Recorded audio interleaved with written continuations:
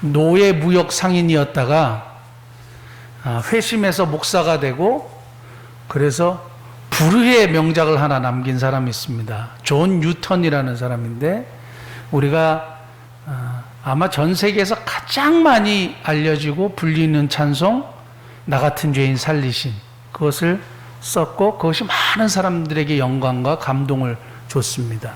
근데 이분이 무슨 이야기를 했냐면, 이런 얘기를 했습니다. 천국에 가서 사람들이 깜짝 놀랄 세 가지가 있다. 천국에 가면 깜짝 놀랄 세 가지가 있다. 첫째, 천국에서 만날 것이라고 생각했던 사람이 거기에 없다는 것. 깜짝 놀랄 거다, 이런 거예요. 둘째, 천국에 가지 못할 것으로 생각했던 사람이 거기 있다는 것. 깜짝 놀랄 거라, 이거예요. 셋째, 자신이 거기 있다는 사실에 깜짝 놀랄 거다, 이렇게 얘기를 했어요. 굉장히 의미심장한 얘기입니다.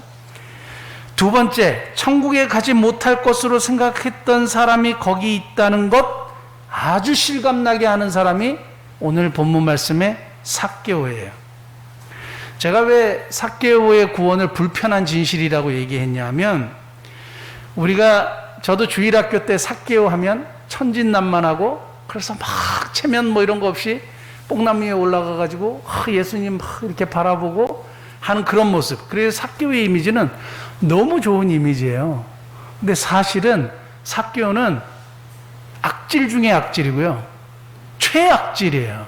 그리고 제일 나쁜 놈이에요. 지난주에 우리가 부자와 세리의 비유를 제가 불편하다고 얘기를 하지 않았습니까? 왜냐하면 유대 사회에서 세리는 죄인으로 규정되어진 아주 나쁜 사람들의 대표자예요. 왜냐하면 같은 동족의 피를 빨아먹고 사는 사람들, 그들의 등을 치고 사는 사람들, 그래서 속여서 남의 재물을 강탈하는 허가받은 강도를 세리라 그래요. 그래서 세리는 면허증을 딱 발급받은 강도다, 이렇게 했어요. 그들은 해도 돼요. 왜냐하면 면허증을 로마 정부에서 딱 허용해 줬기 때문에 그런 거죠. 근데 그 중에 이들을 거느리고 있는 장이 삭개오예요. 그러니까 어렸을 때 우리가 생각했던 삭개오의 이미지는 여러분 그거 버리셔야 돼요. 그러면 성경을 제대로 보지 못하는 거예요. 오늘 제가 본문 말씀 보면서 한 가지 옛날부터 궁금했던 게 하나 있었어요. 그게 뭐냐면 누가복음 19장 10절 말씀인데요. 인자가 온 것은 잃어버린 자를 찾아 구원하려 함이니라. 누가복음을 딱 설명할 때 누가복음의 핵심 주제 구절이 뭐냐 할 때 누가복음 19장 10절이에요. 근데 왜 누가복음 19장 10절을 이야기를 하는 이 본문이 삭개오에 대한 이야기일까? 저는 항상 그게 궁금했거든요. 근데 확실히 알게 된 거죠. 예수님이 지금 어디로 가시는 길이냐면 예루살렘에 이제 십자가 못 박혀 죽으러 가시는 길이에요. 그러니까 마지막 예수님의 오른편 강도를 제외하고 마지막 예수님의 사역 속에 마지막으로 구원한 마지막 인물이 삭개오인 거예요. 근데 삭개오는 누구냐? 많은 죄인들이 있었는데 여기 최고점을 찍은 사람이에요. 근데 이 사람까지 예수님이 구원하고 십자가 지러 예루살렘으로 가시는 거예요. 그러니까 19장 10절에 이 누가가 이야기하는 주제 구절이 이해가 딱 되는 거죠. 예수님이 이 땅에 오신 목적이 뭐냐? 이런 최악질과 같은 사람까지 잃어버린 자로 여기시고 구원하시는 예수님. 이걸 우리에게 보여주시는 거예요. 그래서 삭개오의 이야기에 이 중심 구절이 딱 들어가 있구나 깨닫게 된 거예요. 부자와 그 바리새인과 세리의 비유를 우리가 지난주에 했기 때문에 조금 기억이 나시잖아요. 그러니까 바리새인은 도덕적으로 되게 깨끗한 사람이었어요. 그리고 종교적으로 헌금도 많이 하고 예배도 잘 드리고 금식도 하는 종교적인 의로도 나무랄 데 없는 사람이었어요. 그런데 주님이 불합격 이렇게 얘기한 거예요. 오히려 누구에게 합격적을 줬느냐? 나쁜 짓 했고 이때까지 토색해서 속여서 빼앗고 강탈했더니 강도 같은 이 세리 이놈을 의로운 사람이다 이렇게 얘기했단 말이에요. 근데 이 세리의 기도에 아주 기가 막힌 구절이 있었다 그러지 않았습니까? 나를 불쌍히 여기소서 나는 죄인입니다. 여기서 예수님이 의도적으로 힐라스코마이라는 단어를 사용하시면서 구약의 속죄소를 상징하는 그 단어를 쓰셨어요. 그래서 예수 그리스도의 속죄, 예수 그리스도의 대속의 죽으심을 이야기하는 거죠. 이 세상에 많은 사람들이 있는 중에 나만 죄인이다 이렇게 이제 고백하면서 결국 이 세리의 기도를 의로운 기도다.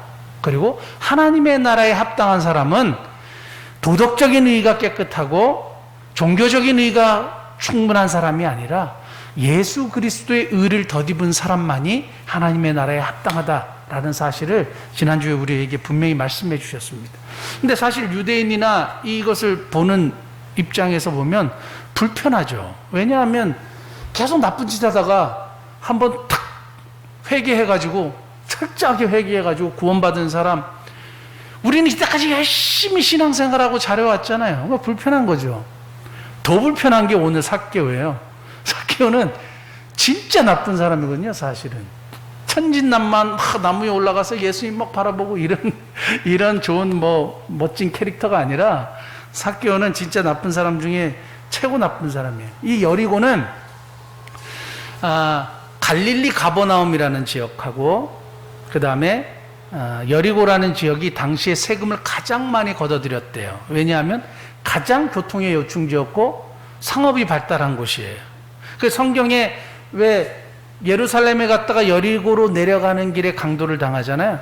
그러니까 여리고에서는 항상 이 상업이 발달하고 돈을 가진 사람들이 많기 때문에 강도당하는 일이 빈번했다는 거예요. 그리고 여리고는 팜트리, 그 종려나무, 그래가지고 여기에 물이 너무너무 풍부했다는 거예요. 사람이 살기에 너무 좋았어요. 그래서 인구 밀집 지역이에요. 그러니까 굉장히 여기에 뭐가 있었냐? 세무서가 있었는데 여기에 국세청장, 세무서장 같은 사람이 삭개오예요. 삭개오는 같은 동족의 세금을 과하게 부과해서 자기가 엄청 끌어모았던 사람이에요. 나중에 제가 삭개오에 대해서 조금 더 설명을 하는 기회가 있을 겁니다. 그런데 이 사람이 구원을 받는 역사가 오늘 19장에 등장하는 거죠. 굉장히 불편한 거예요. 왜냐하면 이 진짜 나쁜 사람이 구원을 받으니까 사람들이 수군댔다 그랬잖아요. 이 수군댔다는 헬라 단어를 보니까 불평하고 투덜댄 거예요. 아니 예수님 왜 저렇게 나쁜 사람 죄인의 집에 들어가지? 왜 이때까지 이렇게 좋은 사람들이 옆에 다 있는데 왜 저런 사람 집에 들어가지? 근데 거기서 뭘 얘기하셨냐? 구원이 이 집에 이르렀다. 이렇게 선포하시고 이 사람이 아브라함의 자손이다. 이렇게 선포하시고 하나님께서 약속하신 구원과 하나님께서 약속하신 축복을 받을 수 있는 자격이 있는 사람이 바로 이 사람이다. 또 이렇게 얘기하니까 이게 엄청 불편한 거예요. 오늘 그것을 딱 머리에 인지하시고 보시면 되겠습니다. 그러면서 오늘 삭개오 사건을 조금 더 이해하기 위해서는 한 가지 사건을 같이 보셔야 돼요. 무슨 사건을 보시냐면 18장에 보시면 18절에 유명한 이야기가 나오죠. 어떤 관리가 물어 이르되 선한 선생이며 내가 무엇을 하여야 영생을 얻으리까? 여기서 어떤 관리가 이렇게 되어 있습니다. 근데 이 사람이 다른 성경에 보면 부자 청년이에요. 이 사람도 부자예요. 돈이 너무너무 많아요. 그래서 나중에 돈이 너무너무 많아가지고 고민하고 예수님을 떠나갔던 사람이에요. 어떻게 하면 영생을 얻겠습니까? 했더니 계명을 지켜라. 그러니까 계명 어렸을 때부터 지켰습니다. 그러니까 종교적인 의, 도덕적인 의, 경건한 부자죠. 했는데 그러면 재산을 가난한 사람들 다 팔아서 주고 나를 따르라 하니까 이 사람이 돈이 너무 많아가지고 고민하고 갔다 그랬어요. 근데 반대 개념의 사람이 삭개오인 거예요. 그래서 비교하면서 봐야 돼요. 삭개오를 들어가기 전에 한 가지를 우리가 먼저 살펴봐야 되는데요. 19장 2절 보면 삭개오라 이름하는 자가 있으니 세리장요 또한 부자라. 이건 진짜 나쁜 놈이라는 얘기예요. 왜냐하면 세리에 장애했다가 부자, 어떻게 해서 부자가 됐겠어요? 완전히 강탈을 일삼았던 사람이라는 거죠. 그런데 여기 빠져있는 원문의 단어가 하나 있는데요. 카이 이두라는 단어예요. 카이라는 것은 접속사고요. and 이런 얘기고 그 다음에 이두는 보라 영어로는 behold, 보라.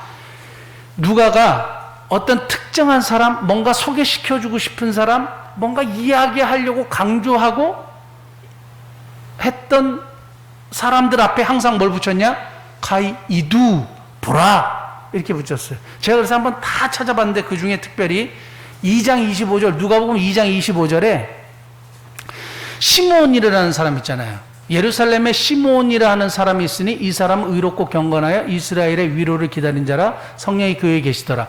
이분은 메시아를 계속 기다렸던, 죽을 때까지 메시아를 기다리는데 결국 메시아 예수 그리스도를 만난 사람이죠. 그때 보라, 예루살렘에 시몬이라는 사람이 있는데 이 사람이 그렇게 메시아를 기다리다가 결국 메시아를 만나게 되었다. 이걸 보라. 그 다음에 한 구절 더 볼게요. 7장 12절 보면 성문에 가까이 있을 때에 한 사람이 죽은 자를 메고 나오니 보라, 이는 한 어머니의 독자여 그의 어머니는 과부라. 그 성에 많은 사람도 그와 함께 나오거든. 여기도 카이이두가 나와요. 근데 여기서 제가 늘 얘기하는 스플랑크니조마이가 등장하죠.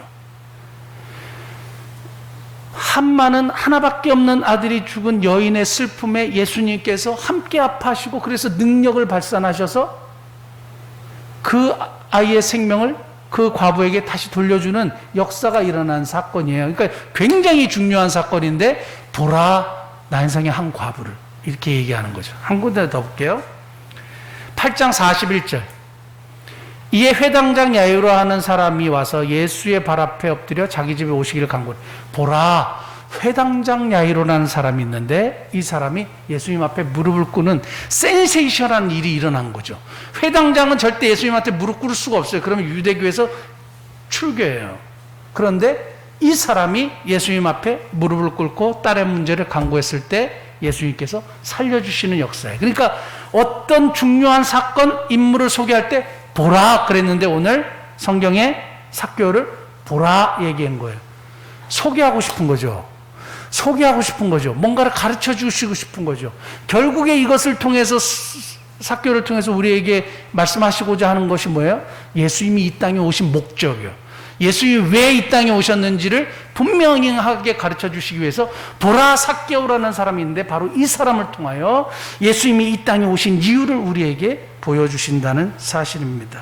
자, 그러면 오늘 본문을 통해서 세 가지를 그 경건한 부자 청년하고 이렇게 비교해가지고 한번 살펴보면 좋겠어요. 그리고 이 세 가지를 살펴보고 난 다음에 이 본문을 통해서 주시는 세 가지 교훈을 여러분 마음속에 좀 잘 새기시면 좋겠습니다. 첫 번째는 예전에도 제가 부자 청년에 대해서 설교를 한 적이 있어요. 그걸 한번 돌아보시면 기억을 되살리시면서 들어보시면 되겠습니다. 첫 번째는 인간관이에요. 인간관.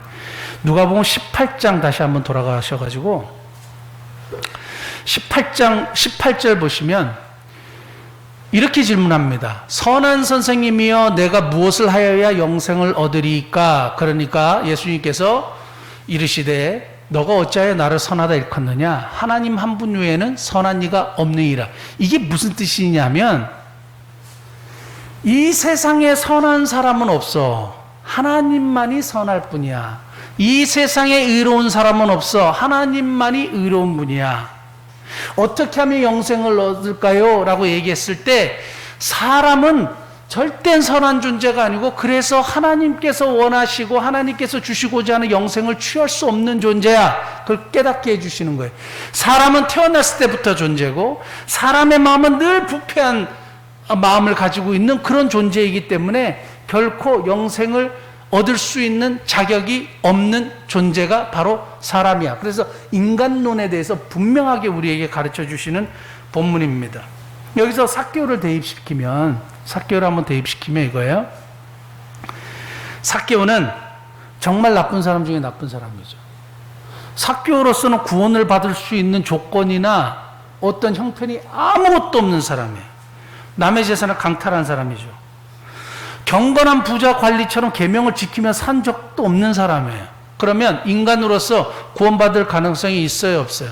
아무것도 없어요. 아무것도 없어요. 인간론에서는 끝이에요.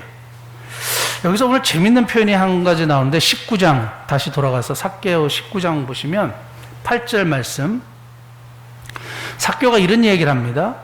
삭개오가 가서 주께 어찌하되 주여 보시옵소서 내 소유의 절반을 가난한 자들에게 주겠사오며 만일 누구의 것을 속여 빼앗은 일이 있으면, 속여 빼앗은 일, 옛날 성경에는 토색.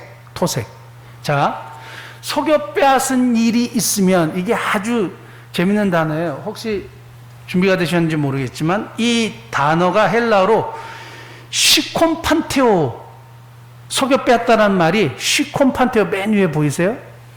시콘판테오는 시콘이라는 무화과라는 단어고요. 판테오는 보여주다는 단어예요. 그래서 무화과를 보여줬어요.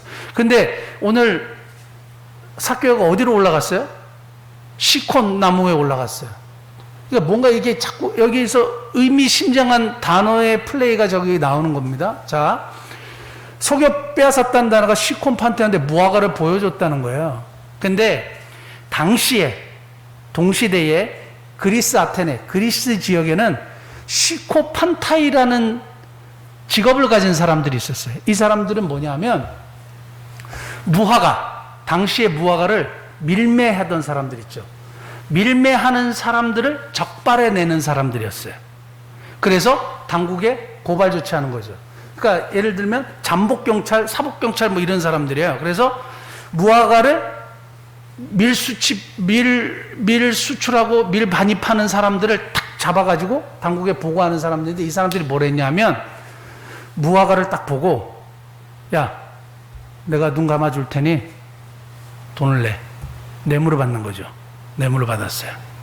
그래서 이 사람들을 악독고발자라고 이렇게 불렀어요. 그게 시콘판타예요. 근데 결국 이 사람들 때문에 시콘판테오라는 단어가 무화과를 보여주다는 원래의 뜻이 뭘로 바뀌었느냐? 약점을 이용해서 불법으로 돈을 강탈한다는 의미가 됐어요. 그러니까 삭개오가 뭐라고 고백했냐면, 제가 사람의 약점을 이용해서 불법으로 돈을 강탈한 것은 4배로 갚겠습니다. 자기의 과거를 고백하는 거예요. 그러니까 삭개오는 좋은 사람이 아니라니까요. 남의 돈을 강탈하고 뇌물 받고 엉망진창으로 살고 막, 그래서 엄청난 부를 축적한 거예요. 다 동족의 피를 빨아가지고 부를 축적한 아주 악질 중에 악질이에요. 죄인 중에 괴수란 말이에요. 그러니까 삭개오를 보면 구원을 받을 가능성이 1도 없는 사람이죠. 자, 두 번째, 아까 경건한 우리 부자 청년 관리하고 비교해 보면 좋습니다. 두 번째는 구원관이에요. 구원관인데, 예수님께서 계명을 지키라 그랬어요. 다른 성경에 보면 분명히 계명을 지켜라 이렇게 얘기했습니다. 그러니까 이 부자 관리가 뭐라 그랬냐면, 어렸을 때부터 지켰습니다. 굉장히 경건하잖아요. 어렸을 때부터 계명을 다 지켰대요. 그러니까 예수님이 뭐라 그러셨냐 하면, 그래? 오케이. 그러면 네 재산을 팔아서 가난한 자들에게 나누어 줘. 그리고 나를 따라. 이렇게 얘기했어요. 근데 그건 못하는 거죠. 계명의 핵심이 뭔지 아세요? 이웃 사랑이거든요. 이웃 사랑, 그래 네가 계명을 지켰어? 그럼 한번 해봐. 이걸 통해서 뭘 얘기하시고자 하면, 사람은 절대 계명을 완전히 지킬 수 없는 존재라는 것을 깨닫게 해주시는 거예요. 구원은 사람의 의로 되지 않는다는 것이고, 사람의 노력으로 되지 않는다는 것이고, 도덕적인 의나 자기 열심히 노력으로 절대 구원을, 영생을 취할 수 없다는 것을 우리에게 보여주시는 거죠. 이거는 우리 예수 믿는 사람들에게 정말 너무너무 중요한 겁니다. 한 구절만 한번 찾아보면 좋겠습니다. 갈라디아서 2장 16절. 사람이 의롭게 되는 것은 율법의 행위로 말미암음이 아니요 오직 예수 그리스도를 믿음으로 말미암은 줄 아는 거로 알므로 우리도 그리스도 예수를 믿나니 이는 율법의 행위로서가 아니고 그리스도를 믿음으로 의롭다함을 얻으려 함이라. 마지막 같이 읽겠습니다. 율법의 행위로서는 의롭다함을 육체가 없느니라. 율법의 행위, 계명을 지키고 절대 의로울 수 없어. 그리고 인간의 한계를 절대적으로 발견하게 돼요. 마지막에 최고의 계명을 딱 얘기했더니 못하는 거죠. 그러니까 자기가 할 수 있는 존재가 아니에요. 인간은 계명을 지켜서 절대 하나님의 의에 이룰 수 없는 존재라는 것을 분명하게 우리에게 가르쳐 주시는 거예요. 그러면 삭개오는요? 삭개오는 이 사람은 계명을 지킨 적이 없는 사람이에요. 그러니까 종교적인 의도 없는 사람이에요. 그리고 예수님 앞에 나올 수도 없는 사람이에요. 이게 아주 재미있는 상황인데 어떤 상황이냐면요. 이거예요. 삭개오는 세리장이죠. 그래서 누구의 비호를 받아요? 로마 정부의 비호를 받아요. 근데 사람들이 예수님을 많이 열광했죠. 메시아다고 막 호산나 다윗의 자손 오시는 이여 하고 나중에 이제 예루살렘 들어가면 난리가 났죠. 왜 사람들이 예수님을 그렇게 환호했을까요? 정치적인 메시아로 본 거죠. 로마에서 자신을 해방시켜줄 메시아로 본 거예요. 그러면 지금 예수님은 반로마겠죠. 친로마가 아니고 반로마의 인물로 찍혔겠죠. 그런데 지금 친로마의 빌부터 사는 삭개오가 지금 어디에 나와 있느냐? 예수님을 열광하는 자리에 지금 여기 있는 거예요. 굉장히 아이러니한 사건이 이렇게 딱 서 있는 겁니다. 우리를 구원하실 메시아라고 막 이렇게 사람들이 막 어마어마하게 모여갖고 이러고 있는데 사실은 삭개오는 거기 있으면 안 돼요. 그럼 어떻게 됩니까? 문제가 생기죠. 근데 삭개오에게는 아마 영적인 갈증이 있었다고 모든 사람들이 봐요. 돈이 아무리 있어도 채워지지 않는 빈 가슴이 있는 거예요. 이건 도대체 해결할 수가 없는 문제가 있는 거예요. 그래서 예수님을 만나러 이 사람이 뽕나무가 아니라 돌무화과 나무까지 올라가게 됐다. 이렇게 보는 겁니다. 그런데 예수님 앞에 나올 수 없는 그 사람을 누가 찾아오셨어요? 예수님이 찾아오셨어요. 삭개오가 예수님 앞에 가갖고 무릎을 꿇고 예수님을 영접하고 한 게 아니에요. 예수님이 가서 내가 너희 집에 갈게. 그래서 삭개오가 그냥 뭐만 했으면 됐어요? 영접하기만 됐어요. 마치 요한계시록 3장 20절에 내가 문 밖에 서서 두드리느니 누구든지 문을 열기만 하면 내가 들어가겠다. 똑같은 거죠. 마찬가지예요. 삭개오는 아무것도 한 게 없어요. 그 예수님이 오셨어요. 그리고 문을 두드리셨어요. 그냥 열기만 하면 돼요. 그래서 영접했어요. 구원이 이루어지는 거죠. 그러니까 우리가 어떤 노력, 어떤 막 의로운 행위, 이것을 통해서 구원을 얻을 수 없다는 사실을 오늘 삭개오를 통해서도 분명하게 보여주는 거죠. 나의 의로, 나의 힘으로, 나의 선행으로 되지 않는다는 사실입니다. 예수님이 찾아오셨어요. 악질 죄인에게 이것이 바로 은혜라고 이야기하는 겁니다. 세 번째는 가치관의 문제인데요. 가치관. 경건한 부자 관리, 부자 청년하고 삭개오의 다른 점이 여기서 나와요. 어디서 나오느냐? 경건한 부자는 예수님을 뭐라고 불렀어요? 선한 선생님이요. 그랬죠. 근데 삭개오는 예수님을 뭐라고 불렀는지 한번 보실래요? 19장 8절. 삭개오가 서서 주께 여짜오되 뭐요? 주여, 주여 보시옵소서. 어느 순간 예수님을 영접하고 나서 예수님이 나의 주님이 된 거예요. 주님이 된 거예요. 인생의 주인이 바뀌어버렸어요. 이제까지는 돈이 자신의 주인이었는데 인생의 주인이 바뀌어버리니까 돈의 생각이, 돈에 대한 자기의 생각이 완전히 바뀌어버렸죠. 경건한 부자, 어렸을 때부터 계명을 지켰던 사람은 예수님이 선생님이었고 좋은 교훈을 가르쳐 주시는 분이고, 삭개오는 예수님이 주님이 된 거예요. 경건한 부자에게는 재물이 최고였어요. 그러니까 가난한 사람들에게 팔아라 그러니까 이건 도저히 못하겠다고 갔는데, 삭개오는 예수님이 최고의 가치로 변해버렸어요. 가치관을 어디다 두느냐? 여러분, 이 세상에 어떤 것이 가장 가치 있다고 생각하세요? 여기에 여러분들의 신앙의 현주소가 딱 드러나는 거예요. 경건한 부자는 예수님을 떠나갔지만 삭개오는 예수님을 영접했죠. 하나님은 예수님을 주님으로 영접하고 예수님을 최고의 가치로 삼은 삭개오를 아브라함의 자손이요 하나님의 자녀라고 딱 선포해 주시고 구원이 이 집에 임하였다고 선포하시는 이 사실, 불편하지만 이 사실을 보고 누가 감히 반박할 수 있겠어요? 그리고 그에게는 실질적인 모습이 등장하잖아요. 변화되는 역사. 그래서 18장 다시 돌아가시면 그 부자 관리의 마지막 부분을 한번 보시면 좋겠습니다. 24절. 23절은 그 사람이 큰 부자이므로 이 말씀을 듣고 심히 근심하더라. 24절 예수께서 그를 보시고 이르시되 재물이 있는 자는 하나님의 나라에 들어가기가 얼마나 어려운지. 25절 낙타가 바늘기로 들어가는 것이 부자가 하나님 나라에 들어가는 것보다 쉬우니라 하시니. 26절 듣는 자들이 이르되 그런즉 누가 구원을 얻을 수 있나이까. 27절 이르시되 무릇 사람이 할 수 없는 것을 하나님은 하실 수 있느니라. 사람 그러면 도대체 부자는 어떻게 천국 갈 수 있죠? 부자가 천국 가는 거는 정말 불가능에 가까운 일이야 얘기했는데, 그러나 사람은 할 수 없지만 하나님은 하셔. 누구를 통해서? 삭개오를 통해서 증거를 보여주시는 거죠. 부자는 하나님의 나라에 들어갈 수가 정말 없을 것 같은 불가능한 사실을 삭개오를 통해서 확실하게 보여주시는 거죠. 그리고 그 재물을 포기하잖아요.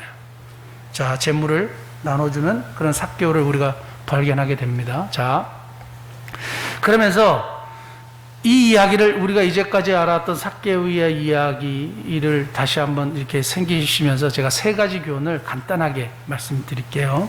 우리 삶에 한번 적용하면 좋겠고요. 세 가지. 첫째는 관계 회복이에요. 관계 회복이에요. 주여, 예수님을 구주와 주님으로 영접함으로 이때까지는 자신이 죄인이었지만 이제 하나님의 자녀가 되는 수직적 관계가 회복됐죠. 하나님의 자녀가 되는, 그래서 하나님과의 관계가 회복되는 수직적 관계가 회복된 사람은 무엇에 힘쓰냐 하면 수평적 관계에 힘써요. 수평적 관계는 자기가 이제까지 상처 줬던 사람, 자기가 이제까지 강도질해서 빼앗았던 사람, 그 사람들에게 갚는 거예요. 재산의 절반을 가난한 자들에게 주고 자기가 토색했던 것, 속여 취했던 것 찾아가서 갚아주는 거예요. 갚아주는 거예요. 이 신학자들 사이에서 이 두 가지로 해석하는데요. 하나는 예수님을 딱 영접한 이후부터 실천을 시작했다라는 것과 progressive present, 죄송해요. 조금 있어 보이려고 영어를 썼는데요. 현재 진행형인, 지금 진행 중인 단어를 사용하셔서 삭개오가 그 전부터 계속 이 일을 해왔다, 이렇게 이제 주장하는 학자들도 있습니다. 어느 것이 옳은지는 잘 모르겠지만 결론은 뭐냐면 삭개오가 이 일을 했다는 거예요. 삭개오가 수평적 관계 회복을 위해서 노력하고 최선을 다했다는 거예요. 클리멘트라는 교부의 이야기를 보니까 삭개오는 베드로의 동역자가 됐대요. 그래서 나중에 가이사랴 지방교회 감독이 됐대요. 그리고 다른 분의 말에 의하면 삭개오는 모든 것을 다 나눠줬대요. 그리고 주님을 따랐대요. 부자는 따르라 그랬는데 안 따르고 갔잖아요. 근데 삭개오는 정말 다 버리고 주님이 따르라는 소리도 안 했는데 예수님을 따라간 거예요. 그 가이사랴 지방의 감독이 되어서 주님을 평생 섬겼다는 겁니다.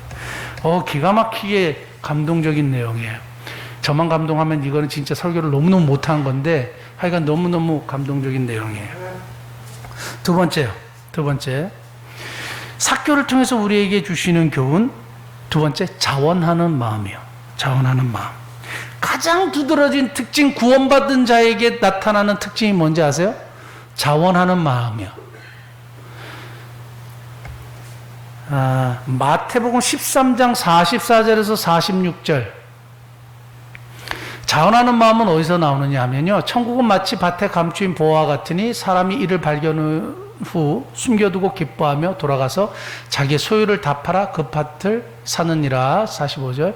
또 천국 마치 좋은 진주를 구하는 장사와 같으니 극히 값진 진주 하나를 발견하며 가서 자기 소유를 다 팔아 그 진주를 사느니라. 왜냐하면 훨씬 더 값어치가 있고 훨씬 더 가치가 있는 것이기 때문에 자기의 재산을 다 팔아서 그것을 사는 거예요. 그러니까 삭개오는 하늘의 것, 영원한 것, 하나님의 것, 이것을 위해서 자원하는 마음으로 다 자기의 것을 나눠주는 삶을 살았다는 겁니다. 오늘 본문 말씀 보면 예수님이 재산을 팔아서 가난한 자에 나눠주라 하지 않았어요. 자기가 그냥 했어요.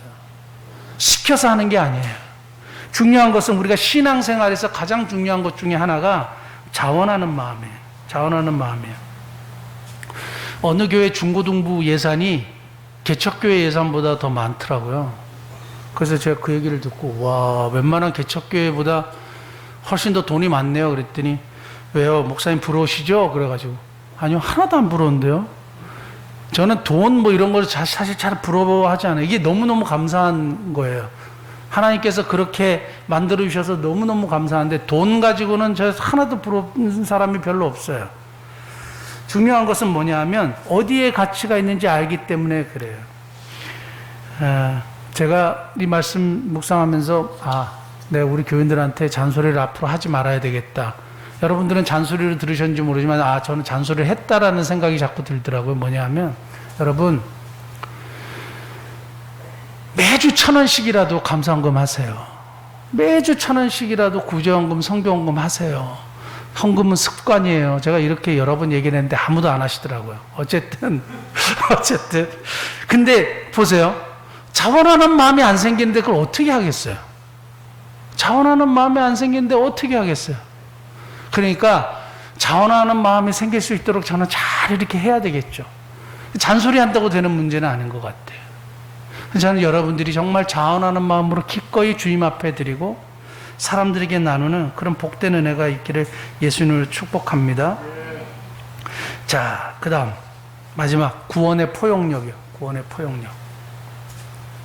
삭개오 사건을 통해서 우리에게 분명히 주시는 건 뭐냐면 어떤 사람도 구원받을 수 있다는 거예요. 최악 중에 최악인 삭개오가 구원을 받았다면 어떤 사람도 구원받을 수 있다는 사실이에요. 세상에 구원받지 못할 사람은 없어요. 여러분 아들이 주님 앞에 돌아오지 않을 것 같죠? 걔도 돌아올 수밖에 없어요. 주님이 구원하지 못할 사람이 없어요. 내 남편이 절대 돌아오지 않을 것 같죠? 돌아와요. 왜냐하면 주님이 구원하지 못할 사람이 없기 때문이에요. 자, 그래서 제가 이걸 보면서 이거는 한번 해봐야 되겠다. 오늘 정말 믿지 않을 것 같은 한 사람, 오늘부터 마음속에 정하고 기도하면 어떨까요? 정말 믿지 않을 것 같은, 여러분 하나님, 이거는 제가 볼 때 하나님이 기뻐하실 것 같아요. 하나님을 테스트해도 괜찮을 것 같아요. 반드시 그 사람의 마음을 주님이 열으셔서 반드시 구원이 그 사람에게, 그 가정에 임하게 하실 줄 믿습니다. 그러니까 믿지 않을 것 같은 사람 한 사람을 한번 정해보시죠. 여러분 우리 천국 가기 전에 한 사람 꼭 데려가야 되지 않겠어요? 천국 갔는데 너 뭐 하다 왔니? 아무도 전도한 사람이 없어. 저는 누구를 생각했냐 하면 우리 큰동서 생각했어요. 형부를 위해서 기도하세요. 형부를 위해서. 제가 볼 때는 절대 믿지 않을 것 같은데 이거는 작정하고 기도해도 돼요. 한번 해보십시오. 그래서 우리가 하나님의 역사를 한번 보시자고요. 그래서 하나님 앞에 정말 믿지 않을 것 같은 사람, 삭개오도 구원하시는 주님, 정말 믿지 않을 것 같은 사람, 앞집 아저씨도 괜찮아요. 한번 놓고 이제 계속 한번 기도해 보세요. 그래서 하나님의 역사를 우리가 한번 보는 복된 은혜가 저와 여러분들이 있기를 예수님을 축복합니다. 기도하시겠습니다.